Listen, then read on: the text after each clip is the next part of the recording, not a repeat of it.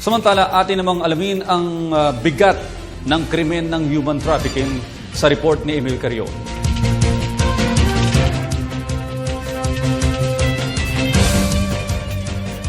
Sa modernong konsepto ng panahon ay binura na ang pagiging alipin.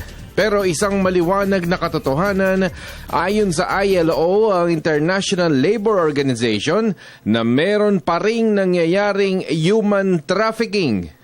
Ang human trafficking ayon sa Wikipedia ay pangangalakal ng tao at ang pangangalakal ay para sa sexual slavery o pananamantalang sexual, forced labor sa pilitang paggawa, commercial sexual exploitation o prostitusyon.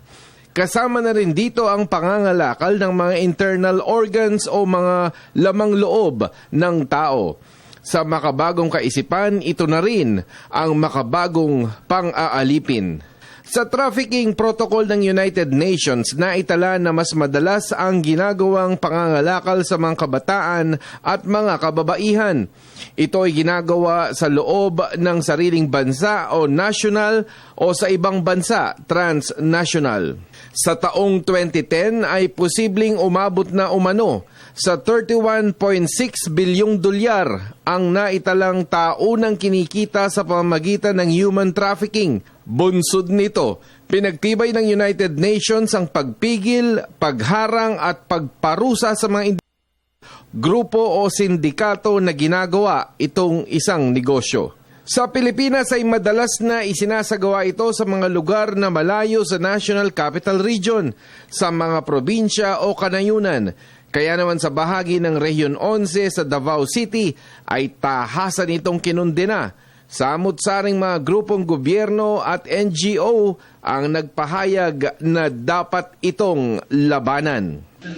We believe that it is only through making others aware kung ano itong human trafficking can we eventually eradicate human trafficking, no?